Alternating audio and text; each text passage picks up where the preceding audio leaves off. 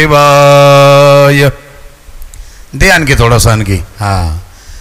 ओम नमः शिवाय.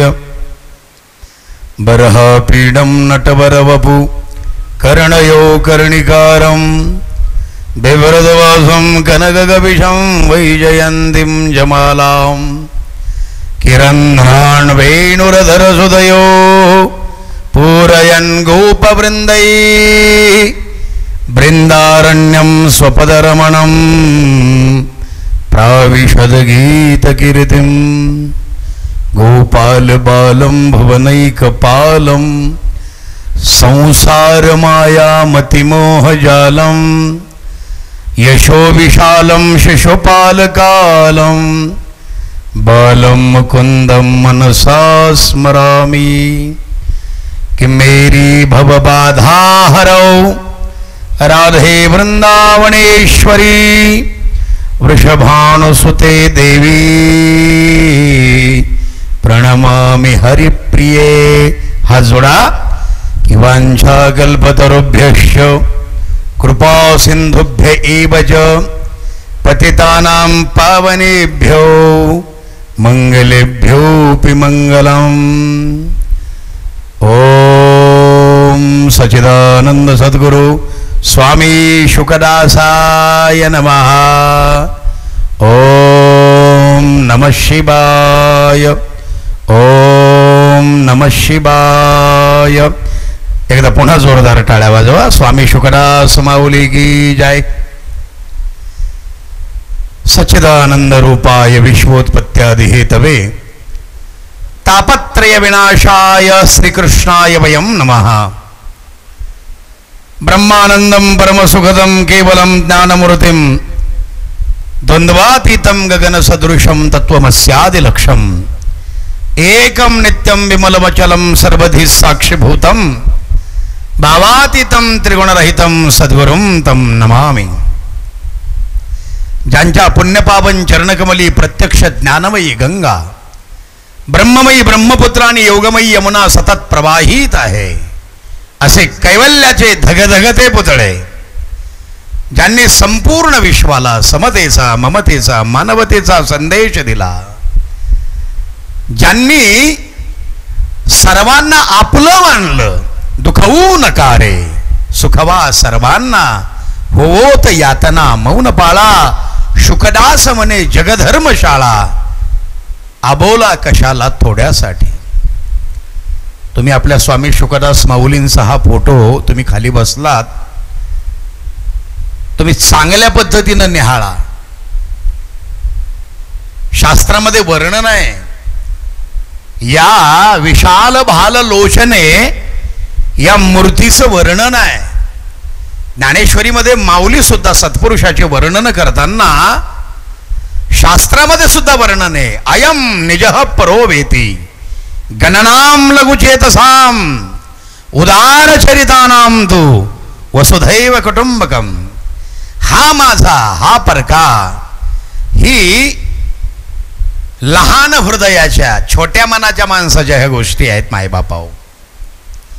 परंतु सच्चिदानंद सद्गुरु स्वामी शुकदास माऊलींसारखे जे महान महात्म्य आहेत, जे स्वतः होऊन आलेले आहेत, आम्ही वैकुंठवासी आलो याची कारणासी बोलिले जे ऋषी साच भावे भरताया. अरे आम्हाला यावं लागलं नाही, आम्ही तुमच्या सर्वांकरता आलोत कारण तुम्ही माझे आहात अशी या महापुरुषांची धारणा. म्हणून हा फोटो काळजीपूर्वक बघा. जो पाळणा समोर मांडलेला आहे ना, माय मावल्या हो बांधवांनो काळजीपूर्वक ऐका. या पाळण्यामध्ये अशा एका भगवंताचा फोटो आहे. त्या भगवंताचं नाव आहे रघुकुल तिलक. वर्णन आहे भय प्रगट कृपाला दीन दयाला कौसल्या हितकारी अर्पित महतारी मुनिमनहारी शोभा सिंधु खरारी लोचन अभिरामा तनुघन श्यामा. रघुकुल तिलक है. यामध्ये तुम्हाला रघुकुल हा शब्द कळला असेल मावशी, पण पुढचा शब्द अतिशय महत्वाचा आहे, तिलक. रघुकुल तिलक. तुमच्या आमच्या सर्वांना तिलक लावावा लागतो बरं का अशोक भाऊ. गंध आपल्याला लावावा लागतो. आणि प्रत्येक साधू संतांची तुम्ही गंध बघा, त्या प्रत्येक संप्रदायाचं, प्रत्येक विचारधारेचं तो गंध परिचय करून देतो. बरं ब्राह्मणकर गुरुजी, तुम्ही बघा, असं वर्णन आहे, शंकरम शंकराचार्यम केशवम बादरायणम सूत्रभाष्यकृत वंदे भगवंतो पुनः पुनः. तुम्ही वैष्णव गौडीयाचार्यांचा गंध बघा, तुम्ही नारायण स्वामींच्या आचार्यांचा गंध बघा. अभी वो वृंदावन में एक महात्मा है, त्याला दोन्ही किडन्या नाहीत, दोन्ही नाहीत किडन्या, लेकिन वो ऐसे शान से जीते हैं. ते आमच्या राजच्या अंगावर जसं पिवळं वस्त्र आहे ना, तसे पिवळे वस्त्र आहेत त्यांच्या अंगावर. और राधा राणी सरकार का पहनावा है. त्या वृंदावनामधल्या महात्म्याचं नाव आहे प्रेमानंद. दोन्ही किडन्या नाहीत, परंतु ते जगतात कसे असं म्हटलं जाते वृंदावनामधल्या महात्म्यांकडून की प्रेमानंद बाबा नावाची जी व्यक्ती आहे ती केव्हाच निघून गेलेली आहे. अब उस शरीर को चलाने वाला जो है वो रमण रेती वाला सरकार, ओ राधा रमण, वो मेरे यादवों का तिलक, ओ टेढ़ी टांग वाला परमात्मा माझा बाके बिहारी सरकार प्रेमानंद बाबांच्या आतमध्ये येऊन बसलाय. म्हणून सकाळी 3 वाजल्यापासून 2 वाजल्यापासूनच गर्दी असते त्यांच्या दर्शनाकरिता वृंदावनामध्ये. त्यांचा गंध वेगळा, आपल्या वारकऱ्यांचा गंध वेगळा, अनेक जणांचे गंध. तिलक, गंधाला तिलक म्हणतात, तिलक, रघुकुल तिलक. माझ्या प्रभू श्री रामचंद्रांचा सुद्धा गंध वेगळा, रामानंदी परंपरा. पण माझ्या स्वामी शुकदास माऊलींकडे एकदा बघा, ते तुम्हाला आणखी माहीतच नाही ते गमक. वो जो गमक है उसमें जो जादू है, माझ्या स्वामी शुकदास माऊलीचा गंध पाहिलाय का? पाहिलाय? तुम्हाला दिसतोय. तुम्ही जरा मन एकाग्र करा आणि बारीक नजरेनं, आपण जशी बारीक नजर वापरतो की नाही दुसऱ्याला पुसकण्या हाणण्याकरता, शुकदास माऊली म्हणाले ना, दुसऱ्याचे दोष कशाला पावे. जशी बारीक नजर आपण दुसऱ्याच्या दोषावर करतो तशी एकदम बारीक नजर या फोटोवर करा. तुम्हाला इथंच साक्षात्कार देतो मी. जरा काळजीपूर्वक हा फोटो बघा.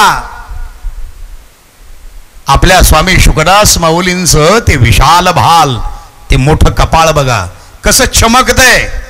आणि तुम्हाला बरोबर सरळ एक पांढरी रेषा दिसते, उंचपर्यंत गेलेली दिसते का बघा. भाग्यवान असेल तर दिसल, पण लय शीत असं इकडे तिकडे गेलेलं असेल, ते इकडेच पाहतंय, मांड्या हलवतंय. मी त्याला विचारलं, बा तू मांडी का हलवतो? नाही मी नाही हलवत नाही म्हणजे ती चालते. म्हणजे किती अस्वस्थ आहे ते. म्हणजे ज्याचं आपोआप सगळा काही कार्यक्रम चाललाय, त्याला काही जमेना, नीट बसेना असं समजायचं, ते अस्वस्थ आहे. त्याला माझ्या स्वामी शुकदास माऊलीचा तिलक दिसूच शकत नाही. बघा, तुम्हाला एक सरळ पांढरी रेष, बारीक रेष स्वामी शुकदास माऊलीच्या 2 भुवयांच्या मधून बरोबर वर गेलेली दिसते. दोन्ही बाजूंनी थोडं थोडं काळं दिसेल, एक रेग दिसेल. तरी जण काही म्हणतील, बाबा लयच मरणाचा महाप्रसाद खाल्लाय आम्ही, आम्हाला ती रेग काही दिसत नाही. तुम्ही शुकदास माऊलीचं दर्शन घेताना जवळून फोटो बघा. स्वामी शुकदास माऊलींच्या या ठिकाणी एक खोच आहे. ही खोच तर आहेच, परंतु 2 भुवयांच्या मध्ये एक अगदी छोटीशी बारीक, त्यावर तर स्पष्ट दिसते मला. मी स्वतः प्रश्न विचारला होता स्वामी शुकदास माऊलींना, हे क्या है, हे काय आहे?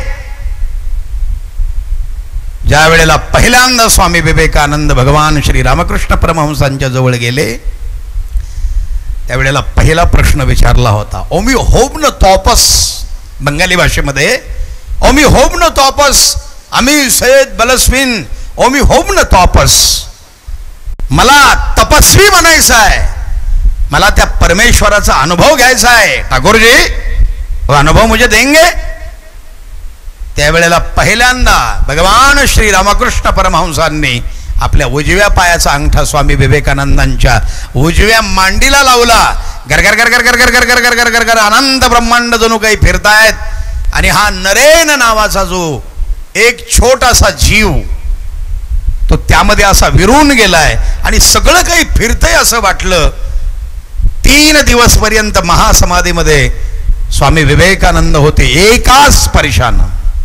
कालांतरानं साधना वाढत गेली माई बापा हो. आणि एक दिवस काचेचा असा भुगा या ठिकाणी नरेंद्राच्या 2 भुवयांच्या मध्ये रामकृष्णांनी दाबला आणि सांगितलं, नरेन ओमी होम न तापस, आता या 2 भुवयांच्या मध्ये तू तुझं लक्ष केंद्रित कर. तुझे तिलक क्या है समझ में आ जाएगा. तुम्हाला माहित आहे स्वामी शुकदास माऊली ते इंग्लिश मध्ये नावं सांगायची. या ठिकाणी असलेली जी ग्लँड आहे 2 भुवयांच्या मध्ये ती पिच्युटरी ग्लँड आणि शेंडीच्या ठिकाणी असलेली जी ग्लँड आहे तिचं नाव आहे पिनियल ग्लँड. शुकदास ते अनुभूतीमध्ये या पिनियल शब्दाचा त्यांनी वापर सुद्धा केलाय. तुम्हाला ती आभा दिसेल आणि तुम्ही जर आणखी बारकाईनं जर पाहिलं आज रामनवमीचं, कारण आज पूर्णत्व आहे, तर माझ्या स्वामी शुकदास माऊलींच्या 2 भुवया हे जणू धनुष्य आहे. बघा बरं का जरा काळजीपूर्वक. आणि ती जे पांढरी रेग आहे त्याला योगशास्त्रामध्ये रजत रज्जू असा शब्द आहे. रजत रज्जू. एक महात्मा रात्री झाडाच्या फांदीवर साधनेला बसला आणि तो एवढा साधना मग्न झाला, आत आत आत आत गेला. ध्येय ध्याता ध्यान त्रिपुटी वेगळा असा ज्या वेळेला झाला त्यावेळेला तो महात्मा खाली पडला झाडाच्या फांदीहून. जरा काळजीपूर्वक ऐका. खाली पडला पण त्याचा देह खाली पडला, पण एक देह झाडाच्या फांदीवरही होता. त्या 2 देहांना जोडणारा एक रजतरज्जू होता. तो रजतरज्जू निर्माण होण्याची जागा म्हणजे विशाल भाल. स्वामी शुकदास माऊलीच्या त्या फोटोमध्ये हे अनायास सगळे गोष्टी आलेल्या आहेत. ए जिनको उसकी दृष्टी है. आता ज्याला दृष्टीच नाही, 1400 वर्ष जगला होता, दृष्टीच नाही, पण दृष्टी होती एका आदिशक्तीला, ती 90 वर्षाची होती. माझी मुक्ताई मुक्ताई 10 वर्षाचं लेकरू, सांग देव योगियान तिले मानिला रे गुरु. चलो निकलेंगे सिद्ध बेट बार. और कौन है सन्यासियों के बच्चे ब्रह्म का विवरण कर रहे हैं. अहो त्या गोदेच्या तटावर नेवासे नावाच्या गावी एका योग्याच्या जिभेवर सरस्वतीनं सारीपाठ मांडला होता. ये मराठीचे नगरी ब्रह्मविद्येचा सुगाळोगरी. माझा मराठाची बोलू कौतुके परी अमृतातेही पैजा जिंके. असं म्हणत पैसाच्या खांबाला पाठ लावून शके 12 बारोत्तरे तै टिका गेली ज्ञानेश्वरे. सच्चिदानंद बाबा आदरे लेखगू झाला. हे सर्व ब्रह्म निरूपण 56 भाषेचा केला से गौरव. भवार्ण बिनाव उभारिली श्रवणाचे मिसे बैसवे येवोनी. साम्राज्य भुवनी सुखी नांदे नामा म्हणे ग्रंथ श्रेष्ठ ज्ञान देवी. जरा काळजीपूर्वक ऐका बांधवांनो. नामा म्हणे ग्रंथ श्रेष्ठ ज्ञान देवी. नामा म्हणे ग्रंथ श्रेष्ठ ज्ञान देवी. एक तरी होवी अनुभवावी. मी ज्ञानेश्वरी या अनुषंगानं सांगतोय. ती ज्ञानेश्वरी म्हणजे अनुभूती आहे. अनुभवावी म्हणजे अनुभूती. स्वामी शुकदास माऊलींनी आपल्या ग्रंथाला अनुभूती नाव द्यावं याच्या पाठीमागे फार मोठं शास्त्रीय कारण आहे, फार मोठं. आणि ज्ञानेश्वरीच्या पहिल्या अध्यायामध्ये एक शब्द आलाय माय बापाओ, जरा बारीक आहे का बरं का. नित्य नूतन, नित्य नूतन. भगवती जगदंबा पार्वती मातेनं प्रश्न विचारलाय भोलेनाथाला की भोलेनाथा, हे गीता तत्व आहे काय? गीता ग्रंथ नाही, गीता तत्व, हे राम तत्व, हे शिवतत्व आहे काय? त्यावेळेला भोलेनाथ सांगतात, पार्वते, यया गीता शास्त्राची थोरी स्वये शंभू विवरी, तेथ भवानी प्रश्न करी चमत्कारवणी, तेथ हरुमणे जेवी नेणिजे, देवी जैसे का स्वरूप तुझे. ए जगदंबे, जसं तुझं स्वरूप आहे हे नित्य नूतन देखिजे गीता तत्व, हे नित्य नूतन, हे नित्य नूतन, हे नित्य नूतन. तुम्ही स्वामी शुकदास माऊलींकडे, जे माऊलींच्या सानिध्यामध्ये राहिलेत, मी ज्ञानोबाराय, तुकोबाराय, नाथबाबा, नामदेवराय या होऊन गेलेल्या संतांच्या चरणी, अनुभूतीतला शब्द आहे, मस्तक ठेवून पुढे जातो. मी मस्तक ठेवून पुढे जातो, पण असलेल्या या विभूतीचा आपण विचार करायचा. स्वामी शुकदास माऊली, तुम्ही त्यांच्याकडे जे जे दर्शनाला जायचे त्यांना ऊर्जा मिळायची. ब्राह्मणकर गुरुजी तुम्हाला अनुभव आहे, आमची मालपाणी माऊली असेल, बेलाप्पाजी असतील, निकज गुरुजी असतील, आमचे सगळे हे भाविक भक्त असतील, गणगणे साहेब असतील, काही जणांच्या डोळ्यातून गळागळा अश्रूंच्या धारा, त्यांच्याकडे पाहिलं की नित्य नूतन वाटायचं. नित्य नूतन, हे गीता तत्व जसं नित्य नूतन.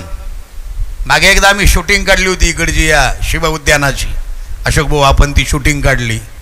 अहो 5-6 महिन्यापूर्वी जर शूटिंग काढली आणि 6 महिन्यानंतर पुन्हा त्या ठिकाणची एखादी शूटिंग काढली, तिथं आणखी काहीतरी नवं दिसतंय. नित्य नूतन. 6 वर्षापूर्वी 10 वर्षापूर्वी असलेला आश्रम आणि आज असलेला आश्रम नित्य नूतन. हे नित्य नूतन देखिजे, हे नित्य नूतन देखिजे. समाधी मंदिर, मी सहज ते माझं यूट्यूब चॅनल चालत होतो. जुन्या काळातले, ज्या वेळेला नेमकंच पत्र्याचं शेड होतं खाली आपल्या समाधी मंदिरावर, त्यावेळचे प्रवचन पाहिले, त्यावेळची ती जागा आणि आताची जागा नित्य नूतन, नित्य नूतन. आणि तो रजत रज्जू, म्हणजे आपल्या भाषेत चांदीचा तार, रजत रज्जू, तो वर काढून ठेवलेला आहे त्या समाधीच्या वर.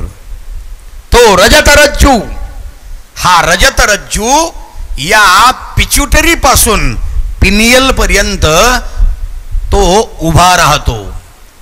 म्हणून जो जास्त मोठा गण लावतो, पण तो सिद्ध साधू असला पाहिजे.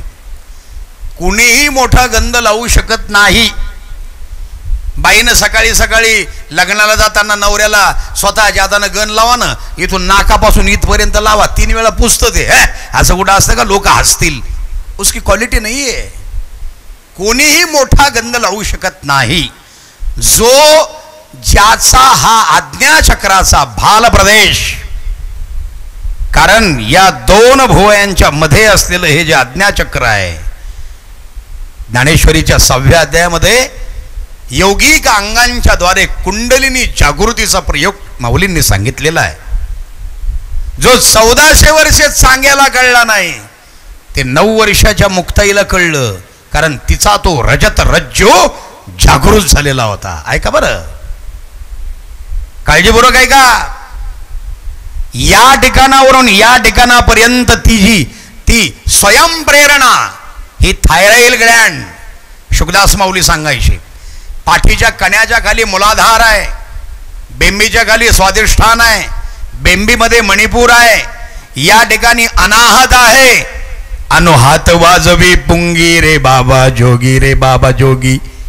बेंबीच्या देठापासून हा शब्द जो आहे ना, बेंबीचा देठ म्हणजे हे मणिपूर नावाचं जे चक्र आहे, या मणिपूर चक्रापासून ज्या वेळेला शंख फुंकला जातो, ज्या वेळेला मगाशी ज्ञानेश्वर महाराजांनी ते सांगितलं ना, आपण साधे बसले की हरे राम आणि जेवायला बसलो की हरे राम काही हरे राम हरे चालू द्या. काही नाही कळलं तरी दणका सुरूच. बेंबीच्या देठापासून या शब्दाचा अर्थ आहे तुमच्या मणिपूर नावाचं चक्र, तिथून कुंडलिनी जागृतीची प्रक्रिया आहे, हे स्वामी शुकदास माऊलींनी लिहून ठेवलंय.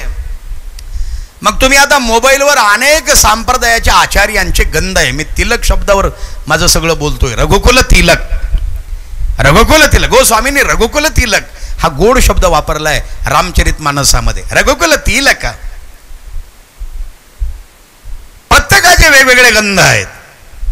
काहीचे नाकापासून तर इथपर्यंत आहे, इथं तुलसी बिल्वपत्र आहे.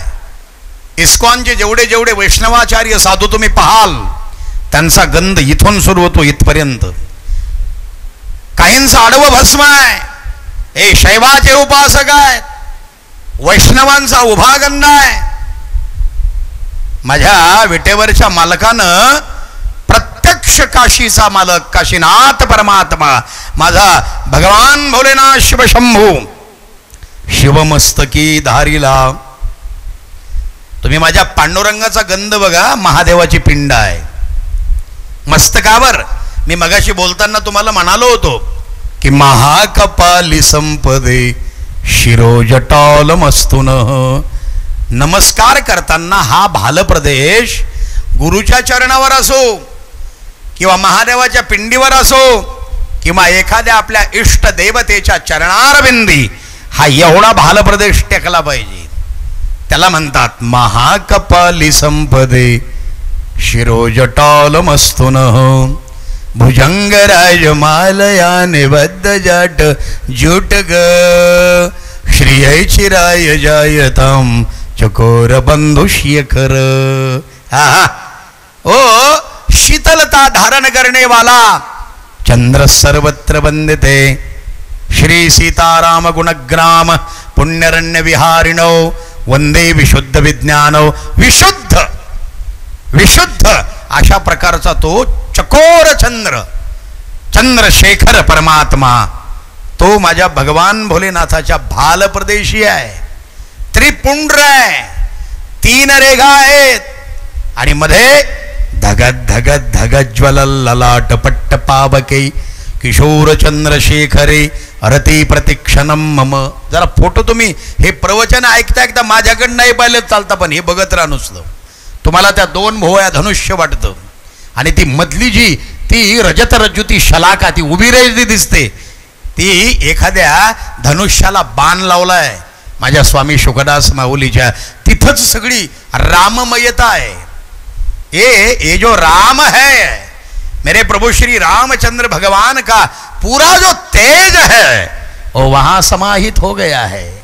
त्यांच्या डोळ्यामध्ये असलेली जी चमक आहे, फोटोज आहे, ये चमक ये धमक, ते पहा डोळे कसे चमकतात. हा चेहऱ्यावरचा हास्यता हा वेगळा प्रवचनाचा विषय होईल.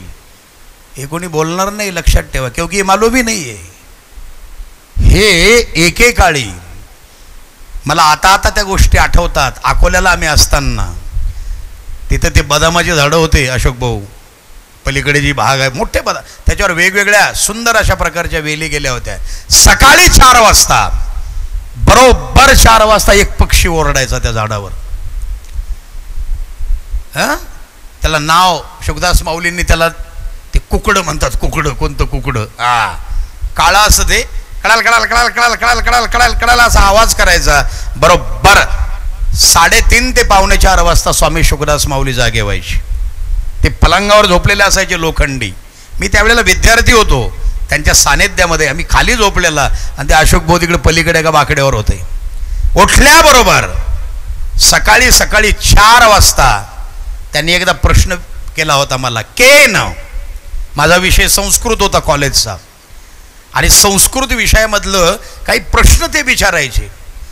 ते असे काही मराठीमध्ये उत्तरं सांगायचे आणि त्यावर अभंगच लिहायचे ते सरळ सरळ.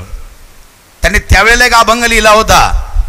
ईश्वराचा शोध व्यर्थ का करीता प्रत्यक्ष असता तुम्हा पुढे बरे तुम्ही त्याशी कोठे शोधसाल तया विनस्थळ आहे कोठे. अरे आता तरी तुम्ही डोळे उघडूनी, आता तरी तुम्ही डोळे उघडूनी पहा सर्वातून ईश्वराला शुकदास म्हणे सर्वाभूती देव, शुकदास म्हणे सर्वाभूती देव, शुकदास म्हणे सर्वाभूती देव, घेऊ अनुभव प्रत्यक्षात.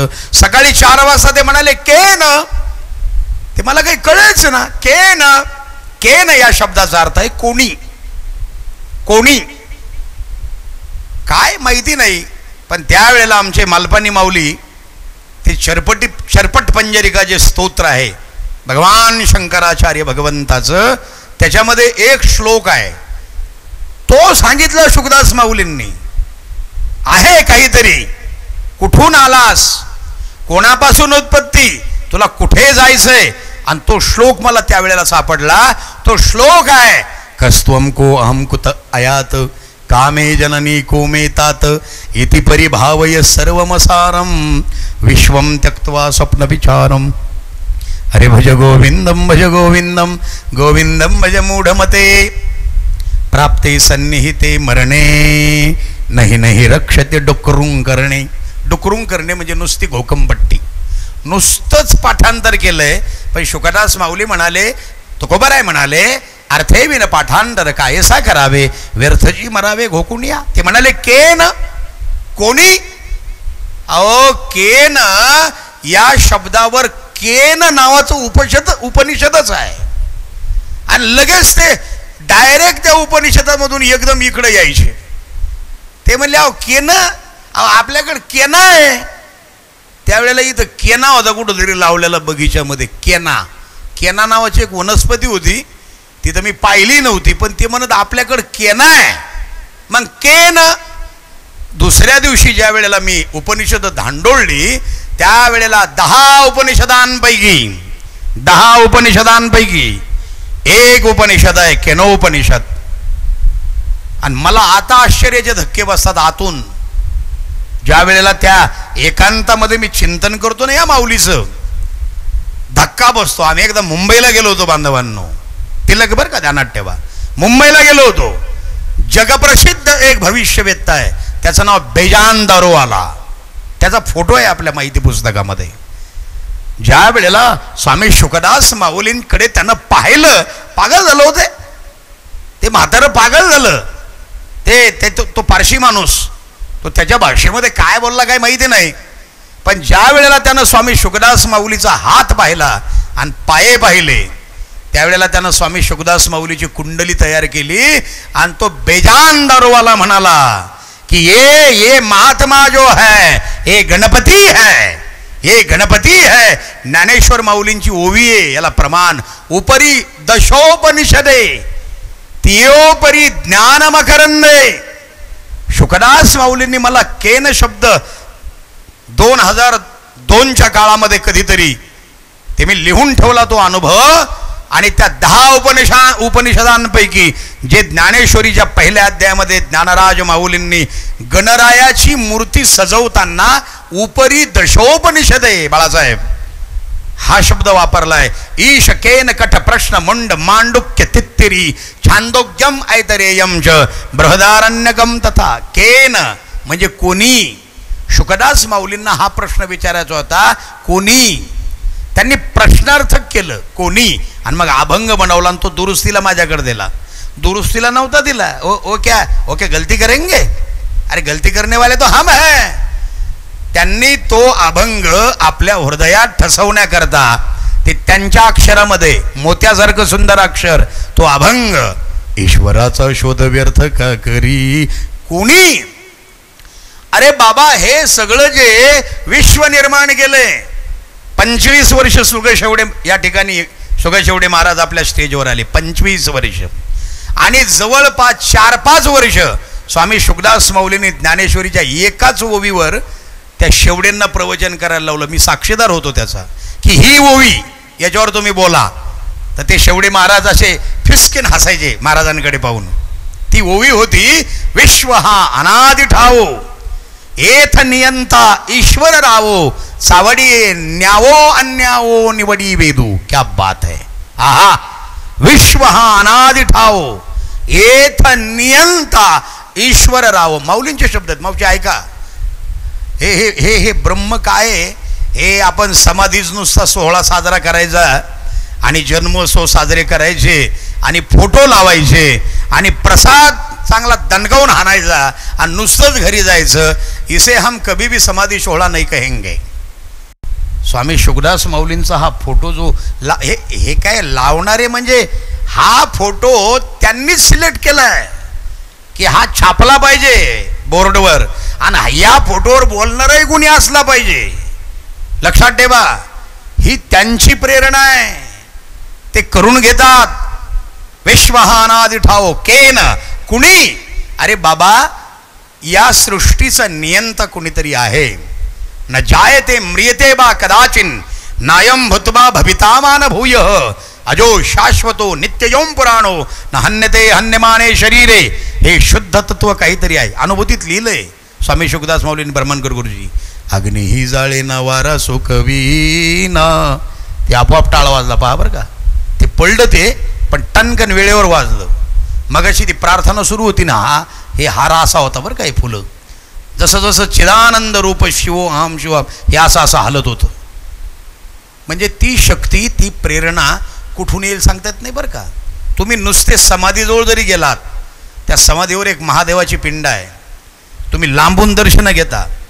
तुम्ही ज्या वेळेला हा आपला भाग जो आहे ना, कपाळाचा भाग, कधी लयच राग आला ना घरातल्या बाईला, ती दन दन दन दन दन डोकसा आपटते खाली. एवढं जोरात आपटते की लगे मोठं मोठं बेंडच येतं इथं. रागानं आपटल्यानंतर जर बेंड येतं, तर प्रेमानं जर हे घासलं तिथं, तर आपल्या जीवनामध्ये जे आज्ञानं जर बेंड आलंय भलं मोठं, ते नष्ट झाल्याशिवाय राहणार नाही. टाळी वाजली पाहिजे इथं बरं का. हा लक्षात ठेवा. कारण स्वामी शुकदास माऊली हे अनुभूती संपन्न महात्मे आहेत. तो रजत रज्जू तेजस्वी आहे. के ना, हे कुणी केलंय? हा एवढा मोठा पसारा जो आहे हा त्याचाच आहे. ती प्रेरणा, ती जाणीव देतात. मग आता हे सगळे तिलक लावावं लागतात. मला तरी वाटत नाही स्वामी शुकदास माऊलींनी आपल्या आयुष्यामध्ये कुठला गंध लावला. नाही लावला गंध त्यांनी. मग आता एखाद्याला जर गंधच लावायचा नाही आणि तो जर स्वामी शुकदास माऊलीचं उदाहरण देत असेल, महाराज गंध लावत होते का? अरे बाबा, ते त्या गंधाच्या पलीकडे गेले होते. तुला त्याचा गंधच नाही ना, आणखी तुझा सगळा अवमेळ झालेला आहे. तुला त्यामधलं काहीही माहीत नाही, पण ते करत नाहीत म्हणून मी करत नाही असं म्हणणं हे काही बरोबर नाही. पण तुम्ही ते जर पाहिलं ना, ते चेहऱ्यावरचा त्यांचा तो भाव, आणि त्यांच्या मध्ये या ठिकाणी तेजाब टाकलं होतं त्यांनी. तेजाब, दोन भुवयांच्या मध्ये आता बी एक छोटंसं छिद्र आहे. वरचं तर ती खोस आहे, पण मध्ये दोन भुवयांच्या मध्ये एक बारीक अगदी सुईसारखं छिद्र दिसतंय. हे जे महात्मे असतात ना, यांना तिलक लावायची गरज नाही, त्यांना पूजा करण्याची गरज नाही, त्यांना मंदिरामध्ये जाण्याची गरज नाही. ते म्हणाले, दर्या खोऱ्यातून कितीदा फिरलो, मंदिरात गेलो तीर्थस्थानी, संत समागम बराच घडला, वादही घातला अनेकासी. त्या 82, 83, 84च्या काळामध्ये याच व्यासपीठावर शुकदास माऊली प्रश्नोत्तरांचा एक तास ठेवायचे. अनेक धर्माचे, अनेक संप्रदायाचे, अनेक पंथांचे महात्मे इथं यायचे आणि खालून प्रश्न विचारायचे सर्वांनी, आणि इथं बसलेल्या त्या त्या अधिकारी पुरुषांनी उत्तर द्यायचं. स्वामी शुकदास माऊलींना एकदा प्रश्न विचारला, पा त्यांचे उत्तर तर लयच खतरनाक असायचे. हा हा हा हा. एक जण फारच हुशार आलं त्यांच्याकडं. त्यांनीच उदाहरण दिलेलं आहे शुकदास माऊलींनी. स्वामी शुकदास माऊलीला एक जणांनी विचारलं, का आत्मा असतो कशावरून, म्हणजे जीव असतो कशावरून? स्वामी शुकदास महाराज म्हणाले, जातो त्यावरून. अहो तुम्ही म्हणता त्याचा जीव गेला, त्याच्यात राम राहिला नाही. म्हणजे ज्या अर्थी तुम्ही जातो म्हणता त्या अर्थी तो होता. एवढे समर्पक आणि एवढे तात्विक आणि सुंदर उत्तर स्वामी शुकदास माऊली द्यायची. बांधवांनो, ज्या वेळेला ती कुंडलिनी जगदंबा जागृत होत होत होत होत त्या योग्याच्या बरोबर त्या आज्ञाचक्राच्या तिथे येते. तुम्ही आताही एखाद्या लहान मुलाच्या इथं 2 भोयाच्या पुढं असं बोट फिरवा, गोल गोल गोल गोल गोल गोल असं बराच वेळ फिरवा, आणि त्याचं लक्ष जर त्या ठिकाणी आलं तर ह्या आज्ञाचक्राच्या माध्यमातून ते त्याच्या आज्ञाचक्राशी जोडल्या जातं आणि तो समोरचा जो आहे तो विभ्रमित होतो किंवा संमोहित होतो. हे महात्मे जे आहेत यांचं आज्ञाचक्र एवढं व्यापक झालेलं असतं. ज्याचं आज्ञाचक्र जेवढं व्यापक तेवढा त्याचा गंध मोठा. म्हणून जेवढे जेवढे शैव महात्मे आहेत ते आडवं भस्म लावतात, रुद्राक्षाच्या माळा आपल्या हातात घालतात. मी मगाशी तुम्हाला ते म्हणालो, बागेश्वर धामवाले हो धीरेंद्र कृष्ण शास्त्री साधूजी, ओ साधूजी, जय सियाराम. त्याच्या इथं एक झोळी असते गुतवलेली, 27 वर्षाचाच पट्ट्या आहे, नवयुवक, पण अशी परशी लिहितात की तिरायतानं कोणालाही कोणी काढून आणायची, बरोबर त्याच्याच समस्या त्याच्यात निघतात. पण एकदा पत्रकारांनी आणि TV चॅनलवाल्यांनी त्या झोळीमध्ये नेमकं काय ते विचारलं तर त्या झोळीमध्ये काही खजिना निघाला नाही. एक छोटीशी गदा मुद्गल आणि इतक्या मोठ्या रुद्राक्षाच्या वेगवेगळ्या माळा निघाल्या. त्यांनी सांगितलं एक खजिना हमारे दादा गुरु का है. स्वामी शुकदास माऊलींकडे एक रुद्राक्षाची माळ होती. अशोक भाऊ, त्यांना ज्यांच्यावर प्रयोग करायचा ना ते चांगले 15-15, 20-20 दिवस त्याच्या गळ्यात ठेवायचे. माझ्या गळ्यात तर चांगली महिन्यावर काळी माळ होती ती रुद्राक्षाची, एका महिन्यानं काढून घेतली त्यानं. मग त्यांच्या गळ्यात घातली, पुन्हा आमच्या 1-2 गळ्यात घातली. त्यांच्याकडे स्फटिकांच्या माळा आजही तिथे आहे. एक सुंदर अशा प्रकारचं ब्रह्ममुरारी सुरर्चित लिंगम, तेजस्वी स्फटिकाचं लिंग आहे. निर्मल भाषित शोभित लिंगम, जन्मज दुःख विनाशक लिंगम, तत्प्रणमामि सदा शिवलिंगम.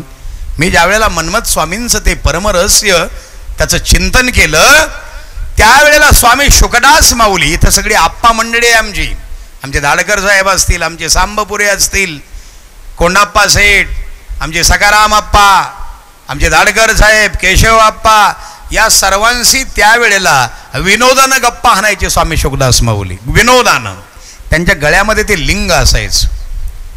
ओ लिंग धर्म है सर्व सुगंधी सुलेपित लिंगम, मणिमणी भाषित शोभित लिंगम, दक्षसूयज्ञ विनाशक लिंगम, तत्प्रणमामि सदा शिवलिंगम. ते लिंग पाहिलं. इथं पंचाचारी आणले स्वामी शुकदास माऊलींनी. त्यांनी एक विचार लिहिला, लिंग आयतची आहे. वा वा, लिंगायत शब्द जो आहे शुकदास माऊली म्हणाले लिंग आयतची आहे. त्यांची भाषा फार मार्मिक होती. ही माझ्या चोखोबारायांनी ही भाषा जी आहे ही फक्त माझ्या विटेवरच्या मालकाची आणि चोखोबारायांची भाषा असायची. म्हणून माझ्या चोखोबारायला कदाचित हे वेदशास्त्रांचं ज्ञान नसेल. माझे चोखोबाराय म्हणाले ना, उस डोंगा परी रसनो हे डोंगा, काय भुलला सिवरली या रंगा. चोखा डोंगा ऐका, चोखा डोंगा परी भावनो हे डोंगा. डोंगा म्हणजे वाकडा, चोखा डोंगा परी. अहो चोखा डोंगा आहे, वाकडा आहे चोख्या, पण त्याचा भाव वाकडा नाही. काय भुलला सिवरली या रंगा. याचा परिणाम काय झाला माहिती मावशी, माहिती का काय झाला माहिती का? याचा परिणाम असा झाला की त्या काळामध्ये सरकारच्या ताब्यामध्ये चोखोबाराय हे सगळे लोक कामं करायला असायचे आणि एका गढीचं काम करता करता गढीच पडली आणि लोक मेले त्याच्या घरी. 200-300 लोक त्याच्या चोखोबाराय सुद्धा दबून गेले. आणि चोखोबारायची हाडं जाळल्यानंतर सगळे एकत्र जाळले. तो बिदरचा जो बादशाह होता त्या सगळ्या लोकांनी ते सगळे काढले प्रेत बाहेर, सगळे एकत्र जाळले. आणि एकत्र जाळल्यानंतर ते हाडं सुद्धा एकच झाले ना, मिक्स झाला ना तो कार्यक्रम. मग हाडं आणायची माझ्या विटेवरच्या मालकानं नामदेवरायला सांगितलं, नाम्या, ए नाम्या, अरे माझ्या चोख्याची हाडं घेऊन ये रे बाबा. अरे माझा चोख्या नामस्मरण करत करत गेला, त्याची हाडं घेऊन ये. आता एवढे माणसं मेलेत. नामदेवराय म्हणले, नामदेवराय म्हणाले, देवा अहो आणायचे कोणते चोख्याचे हाडं, ओळखू कसे? त्याचं वर्णन आहे. इथे प्रल्हाद शिंदे यायचे स्टेजवर, त्यांनी ते गायन केलंय. प्रल्हाद शिंदेनं अशोक भाऊ ते फोटो पाहिले, ते महादेवाच्या पिंडीवरच्या पंचधारा, आणि ते म्हणाले, शुकदास स्वामींची ही करणी, तीन बांधातून काढले पाणी, गाव हिवरा आश्रम आवडले, दिनजना त्यांनी हो तारिले, नाचती टाळकरी वारकरी, हा आनंद सोहळा पाहुनी, शुकदास स्वामींची ही करणी, तीन बांधातून काढले पाणी, अंगावर जलधारा पडते. त्या प्रल्हाद शिंदेनं वर्णन केलेले ते त्या मंगळवेढे नावाच्या गावचे आहेत. चोखोबाराय सुद्धा मंगळवेढ्याची मंडळी. ऐका मावशी ऐका, चोखा मेळा ही याच गावाचा, तयाला ध्यास होता देवाचा, एका ढासळत्या बुरुजा खाली, पाळी मृत्यूची त्यावरी आली, चंद्रभागी तिरी दहन केले, नामदेव रक्षा घ्यावया गेले, 3 दिवसाची असे प्रेताची, कळे ना रक्षा कोणती चोख्याची, केली मग युक्ती नामदेवान, पाही हाडासी लावूनी कान, विठ्ठल मंत्र तोची नित्याचा, हाडातून ये ध्वनी चोख्याचा, हाडे उचलून नेली चोख्याची, समाधी बांधली त्या भक्ताची, गौरवशाली महाराष्ट्राची, मंगळवेढे भूमी संतांची, मंगळवेढे भूमी संत. टाळी वाजवत जा अशा वेळेला. वा, हेही मला सांगावं लागतं. लय अवघडे खेळ. आणि तुम्हाला एक गोष्ट सांगू का, जे टाळी वाजवतात ना त्याला दवाखान्यात जायचं काम नाही. नाही नाही नाही नाही नाही, हे आमचे वारकरी संत जे आहेत ना, ते उगाच नाही म्हणाले टाळे वाजवावी गुढी उभा राहावी, टाळे वाजवा टाळे वाजवा.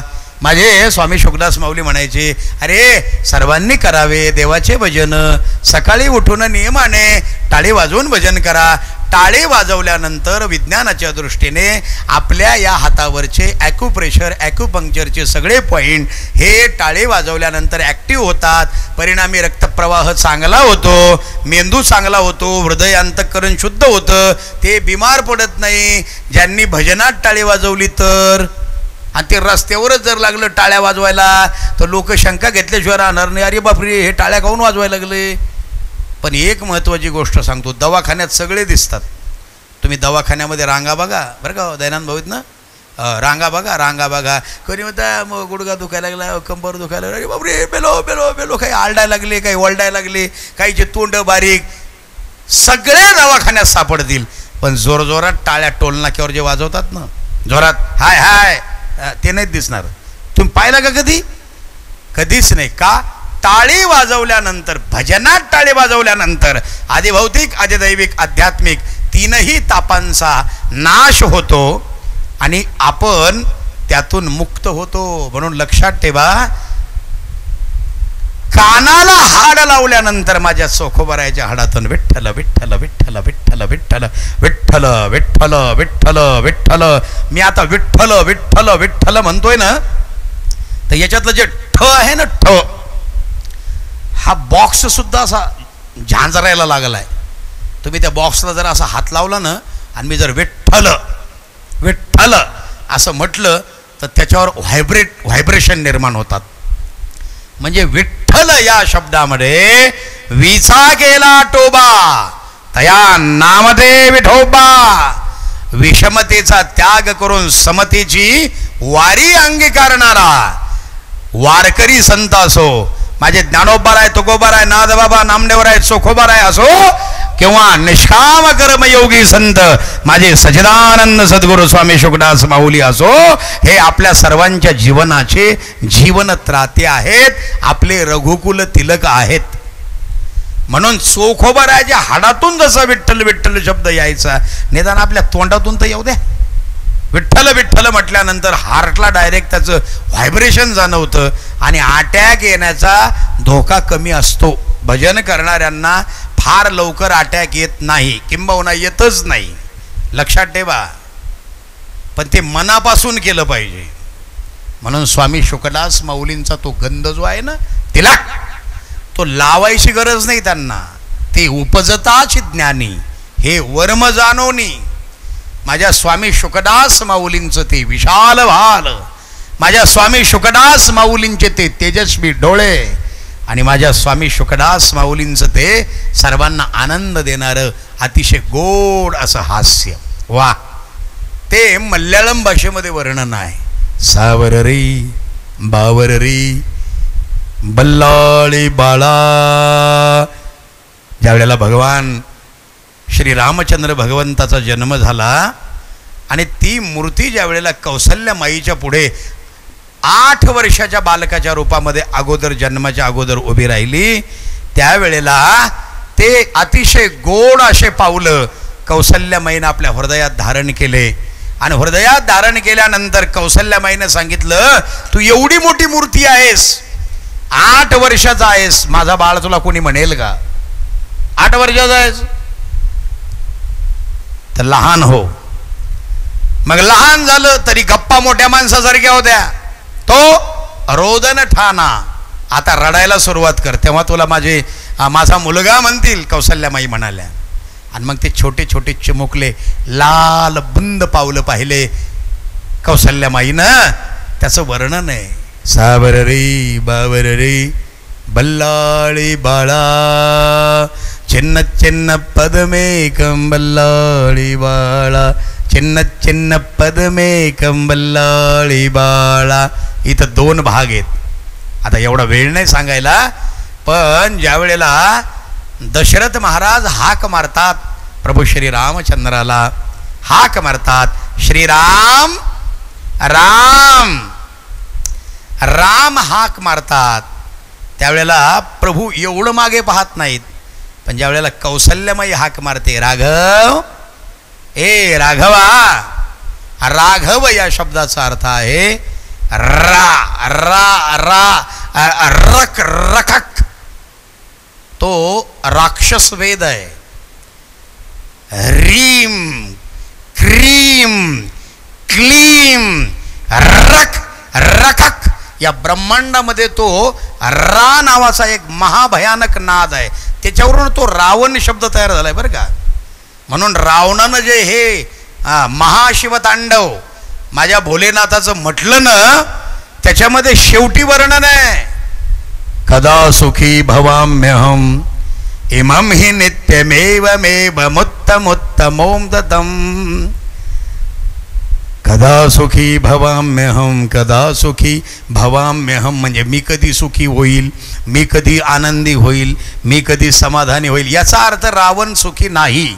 म्हणजे रा नावाचा जो आवाज आहे ब्रह्मांडामधला, तो रा नावाचा आवाज राक्षस वेद म्हणून प्रसिद्ध आहे. रक रकक राघव राघव म्हणजे या रा नावाच्या विक्षिप्त महाविचित्र महाभयंकर महाप्रचंड तांडवाशा आवाजाला मृदू मृदू मृदू सबाह्य नवनीत त्या पद्धतीनं करणारा हा रघुकुल तिलक, हा रावणांतारी रावणाचा अरी, हा प्रभू श्री रामचंद्र कौसल्यामाई आवाज द्यायची राघव. त्यावेळेला दुडू दुडू दुडू दुडू दुडू दुडू दुडू दुडू दुडू दुडू माझे प्रभू कौसल्यामाईकडे धावत जायचे. गोस्वामी तुलसीदास महाराज या ठिकाणी वर्णन करतात, राजा दशरथाकडे वळून पाहत नाहीत. का? राजा दशरथ ज्ञान आहे, ज्ञानाकडे भगवंत जात नाही.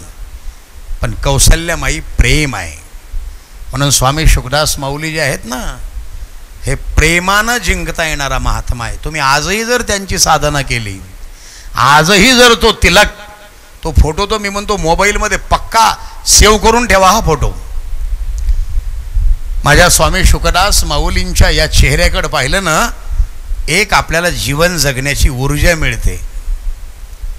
आतून खंगून भंगून गंजून गेलेले जे आहेत, त्यांनी मोठ्या आशेनं शुकदास माऊलींकडे बघावं. मी अनेकांच्या, काही भक्तांच्या घरी गेल्यानंतर स्वामी शुकदास माऊलीचा हा एक फोटो आहे. आणि स्वामी शुकदास माऊलीचा म्हणजे प्रसिद्ध आपण आश्रमाने जो केलाय, तो जो असे बसलेले आहेत ध्यानस्थ, पण ते समोर बघतात, आपल्या समाधीवरही समोर बघणार आहे. पण स्वामी शुकदास माऊलीचा एक नासिकाग्रावर, नाकावर दृष्टी असलेला एक ध्यानस्थ फोटो आहे. अंगावर वस्त्र वगैरे नाहीत, फक्त धोती आहे, गळ्यामध्ये माळ आहे रुद्राक्षाची, आणि नाकावर त्यांची दृष्टी एकाग्र झालेली आहे. ते पूर्णत्वाने, ज्याला खऱ्या अर्थानं रजत रज्जू, तो रजत रज्जू आता तो इथं दिसलाय फक्त कपाळावर.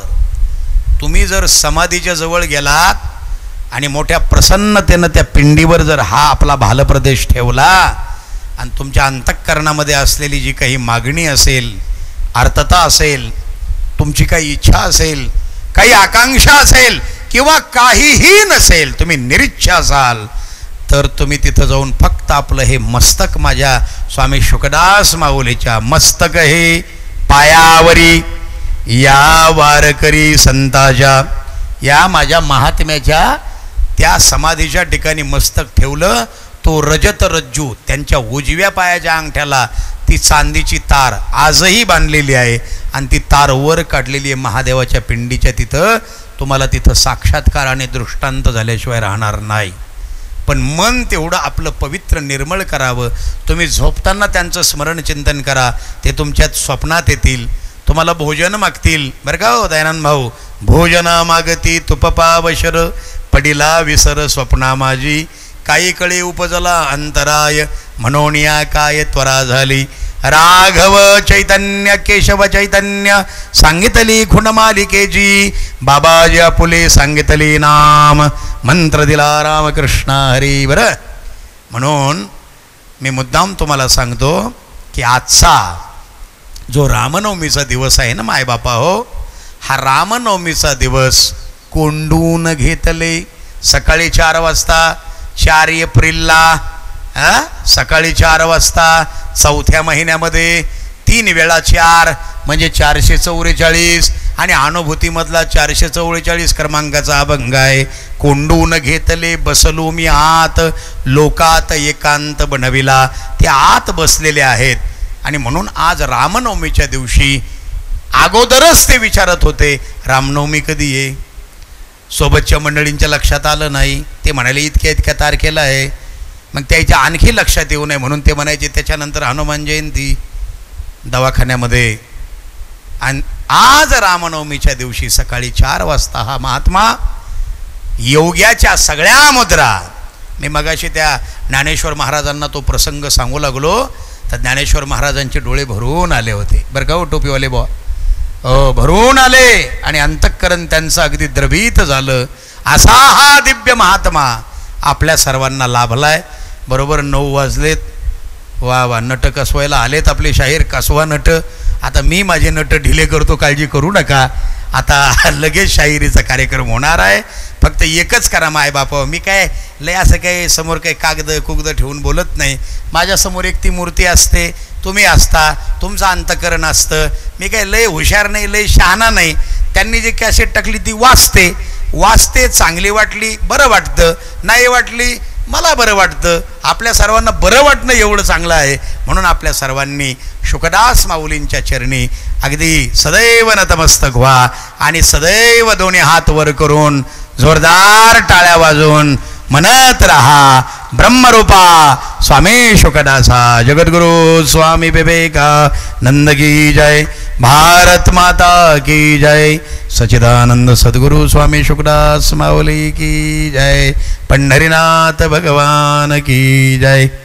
आता शेखरदादाचा कार्यक्रम आहे. भारूड रत्न निरंजनजी भाकरे यांचे चिरंजीव भारुडांचा फार सुंदर कार्यक्रम. आता या पुढच्या कार्यक्रमाचं संचलन करा.